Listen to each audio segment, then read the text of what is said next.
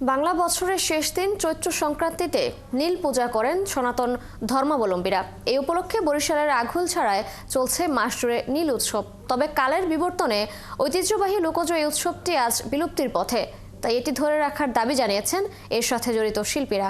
স্বপন দাসের তথ্য ছবিতে প্রতিবেদন। হাতে ত্রিশূল, গলায় রুদ্রাক্ষের মালা, ঢাক ঢোল, করতাল ও কাসর বাজিয়ে রাতভর শিব পার্বতী রাধাকৃষ্ণ সেজে সনাতন ধর্মাবলম্বীদের বাড়ি বাড়ি যায় শিব ভক্তের দল। শিবের আরেক নাম নীল, তাই এই দলের সন্ন্যাসীদের ডাকা হয় নীল সন্ন্যাসী। বাড়ির আলপনা করা উঠানে জড়ো হন নীল সন্ন্যাসীরা।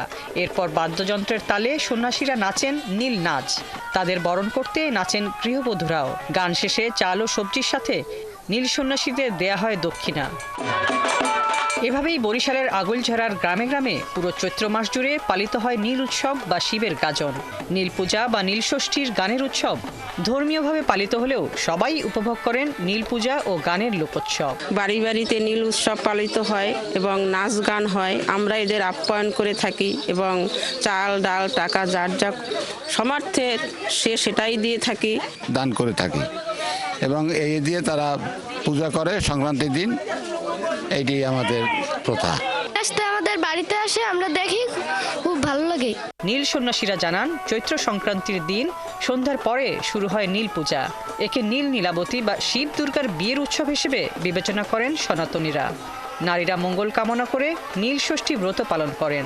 শিবের পাঠে বেশি করি, তো আমরা এটা আনন্দের জন্য করি। আমাদের বাড়িতে মানুষের বাড়ি বাড়ি নাচি, গান গাই, আনন্দ পাই, মানুষ ভক্তকে আনন্দ দেয়, টাকা পয়সা পাই, তা দিয়ে আমরা উৎসব করি। আমরা প্রতি রাতেই এই লোকদের বাড়ি বাড়ি যে উৎসব করি।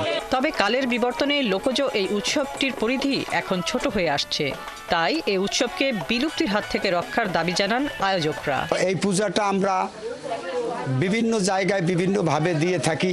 আমরা এই যে মানুষের বাড়ি বাড়ি গিয়ে এই কীর্তন করে গান করে যে কালেকশন করে যে চাল টাকা পাই, এইটা দিয়ে আমরা পূজা দেই।